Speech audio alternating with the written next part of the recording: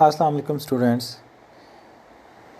Today we are going to start our first chapter of physics, that is measurements. Welcome to physics class. So it is our lesson number 1 and we will discuss first two topics. The first one is introduction to physics and then second is physical quantities. So first, what is physics? Physics is basically the study of matter and energy and their mutual relationship.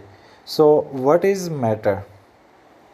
Matter is anything that has weight and occupies space, and everything around us, including the air, is matter, and the whole universe is composed of matter. Air is matter because it has weight and it occupies space. In your room where there is nothing, there is air. The air covers the whole space inside the inflated balloon. So air covers space, it is matter. Now we will discuss different states of matter. There are 4 states of matter. The first one is solid, then liquid, gases and plasma. Solids have definite shape and definite volume. Liquids don't have definite shape but definite volume. Gases don't have definite shape and volume. While plasma is ionized state of matter, and it is the state of matter containing positive and negative ions. For example, neon sign is an example of plasma. Then gases, there are different gases. For example, air is combination of different gases, nitrogen, oxygen. There is 78% nitrogen in air, 21% oxygen in the air. Then clouds is an example of gases. Liquid, there are different liquids. For example, water, juices, milk, etc. Then solids. Diamond is an example of solids, and all the metals in periodic table exist in solid form. When solid melts, it converts into liquid, and when liquid vaporizes, it converts into gas, and when a gas ionizes, it converts into plasma. The reverse process of ionization is deionization. So when plasma is deionized, it is converted into gas, and the reverse process of vaporization is condensation. So when a gas condenses, it is converted into liquid, and the reverse process of melting is freezing. So when a liquid freezes, it is converted into solid.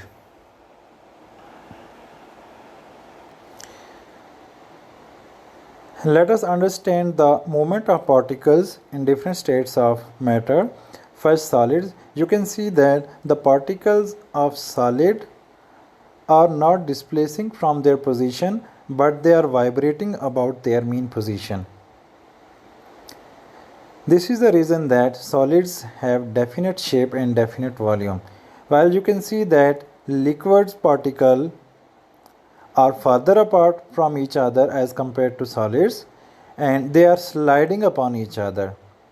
That's why liquids have definite volume but not definite shape.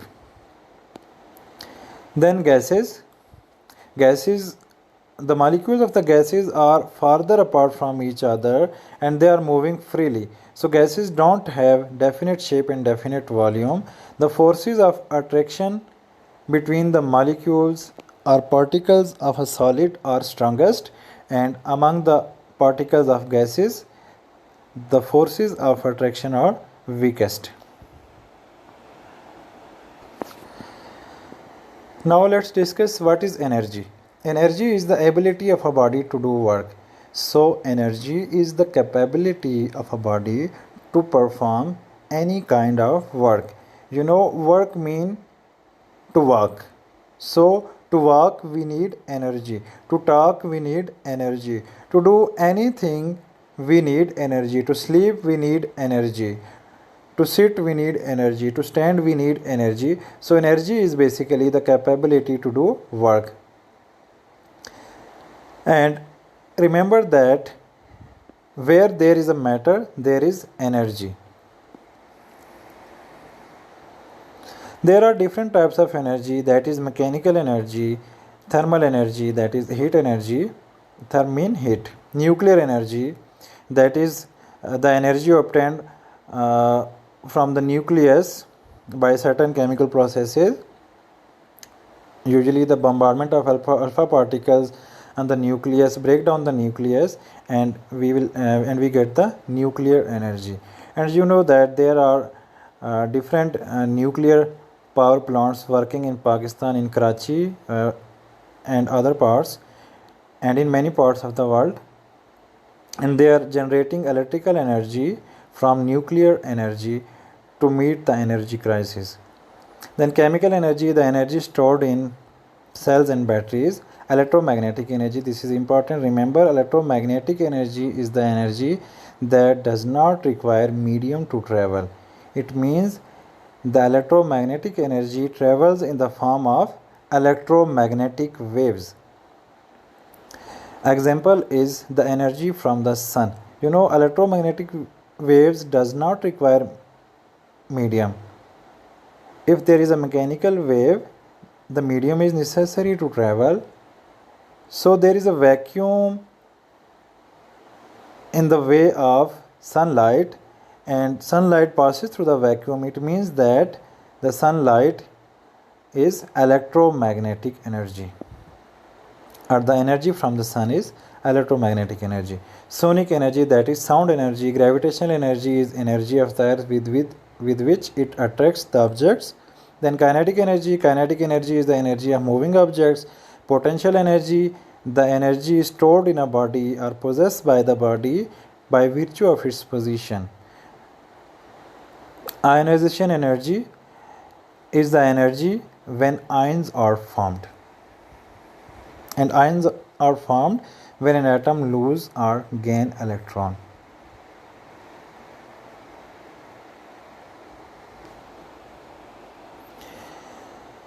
So now we will discuss the mutual relationship between matter and energy. The mutual relationship of matter and energy is first explained by Albert Einstein in 1916 in his famous theory called the theory of relativity. He gave the famous equation, that is E is equal to mc square, where m is the mass, c is the speed of light, and E is the energy. According to this equation, energy and mass are interconvertible. Now let's discuss how physics has revolutionized the world. Communication and broadcasting to any part of the world through satellite, it is possible only because of physics, because the communication and broadcasting devices and the satellites are the inventions of physics.